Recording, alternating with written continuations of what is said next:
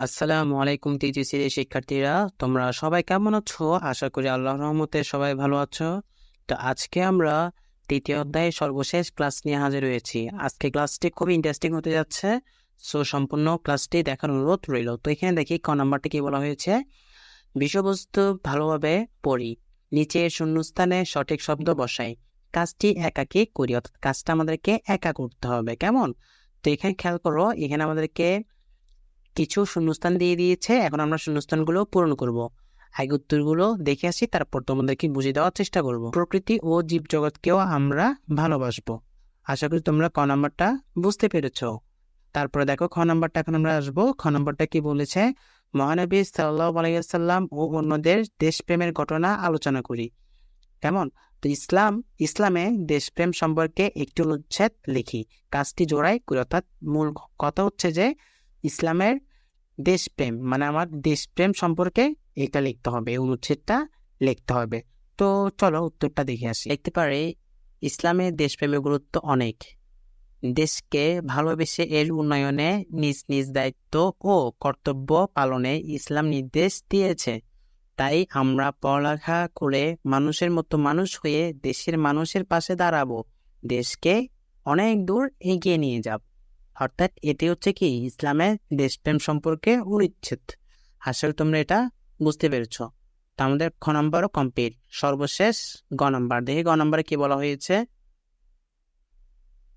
ইসলামের আদর্শ অনুসরণ করে দেশের জন্য কি ধরনের কাজ করব, অর্থাৎ আমরা দেশের জন্য কি ধরনের কাজ অনুসরণ করব তা নিচের ছকে লিখি, কাজটি দলগতভাবে করি। অর্থাৎ কাজটা কি করতে হবে? দলগতভাবে করতে হবে।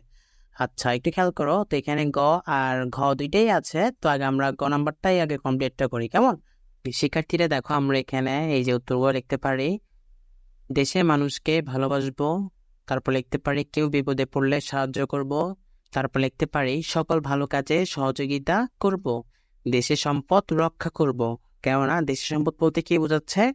ধরো সরকারি, আমাদের স্কুলের বিভিন্ন জন সরকারি যদি স্কুল হয়, তো দেশের যে আমাদের স্কুলে যে বেঞ্চ আছে, তো বেঞ্চ থেকে শুরু করে পাখা, গ্লাস সবগুলো কি দেশে কিন্তু একটা সম্পদ। তো এই সম্পদগুলো কি করব না, আমরা নষ্ট করব না, পারলে এগুলো কি করব, রক্ষা করব, যেন কোনো ক্ষতি না হয়। তাছাড়াও দেখো রাস্তাঘাটে আমরা অনেক সম্পদ দেখতে পাই না, দেশের সম্পদ, লাইট দেখতে পাই, তারপর বিভিন্ন জিনিসপত্র দেখতে পাই সরকারি, তো সেগুলো সবগুলো কি দেশের সম্পদ, আমাদের সম্পদ, ওগুলো আমরা কি করব না, ক্ষতি করব না। তারপর দেখো এখানে লিখতে পারি পরিষ্কার পরিচ্ছন্নতা কাজে বড়দের সঙ্গে অংশ নেব। তো এগুলো কি সবগুলো আমরা কাজগুলো করতে পারি, দেশের জন্য কাজগুলো করতে পারি। তারপর দেখো ক নম্বরে কি বলছে, ইসলামের আদর্শে অনুপ্রাণিত হয়ে দেশকে ভালোবেসে যেসব কাজ করব তা ভূমিকা অভিনয় করে দেখাই, কাজটি দলগতভাবে করি। অর্থাৎ স্যার আমি কিন্তু বারবার বলেছিলাম ভূমিকা অভিনয় হচ্ছে এমন একটা কাজ যা আমরা দলগতভাবে সবাই মিলে একসাথে করতে হয়।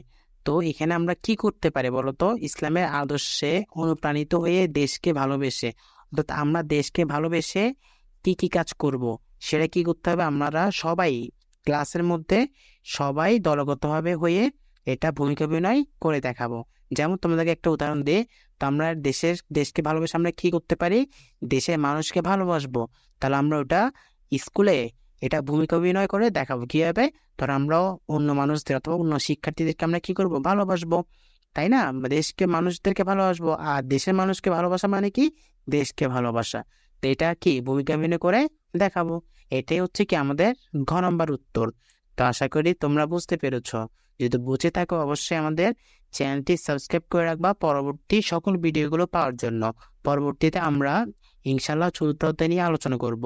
তাই দেরি না করে এখনই আমাদের চ্যানেলটি সাবস্ক্রাইব করে রাখো। আজকে এতটুকু পর্যন্ত, সবাই ভালো থাকবা, সুস্থ থাকবা।